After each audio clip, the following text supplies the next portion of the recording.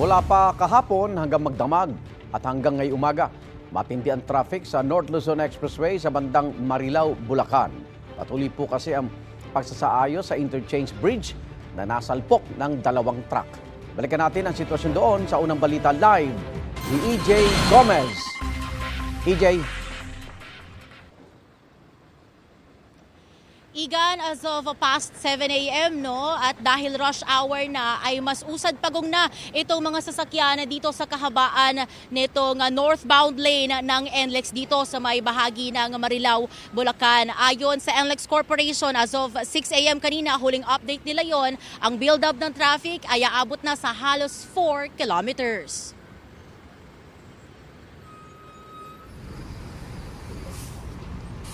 Mabigat ang daloy ng trapiko rito sa NLEX northbound lane simula pa kaninang madaling araw.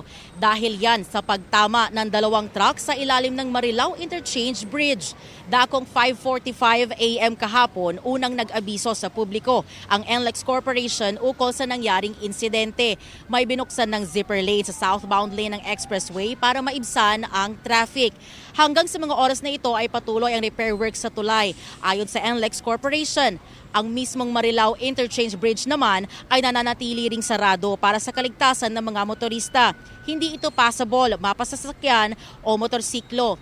Ang mga motorista, partikular yung mga papunta sa MacArthur Highway at San Jose del Monte, ay inabisuhan na dumaan sa mga alternatibong ruta. Abiso ng NLEX Corporation sa mga motoristang papuntang Bulacan o Pampanga, pwedeng dumaan sa NLEX Karuhatan Exit via NLEX Harbor Link Interchange o NLEX Paso de Blas Northbound Exit o di kaya naman NLEX Meycauayan Northbound Exit patungong MacArthur Highway.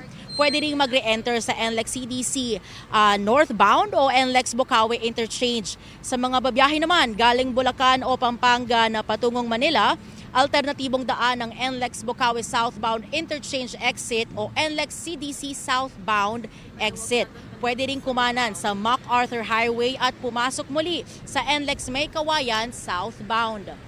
Igan, wala pang abiso ang NLEX Corporation ukol sa kung hanggang anong oras o hanggang anong araw matatapos yung kanilang repair works doon nga sa nabanggang bridge nitong ating dalawang truck kahapon. Kaya naman payo ng NLEX Corporation sa ating mga kapusong motorista magbaon talaga ng mahabang pasensya dahil nagsimula yung traffic talaga kanina 1 a.m. pa lang at hanggang ngayon at dahil rush hour na nga ay mas malala pa yan at inaasahan na lalala pa yan lalo sa mga susunod pang oras.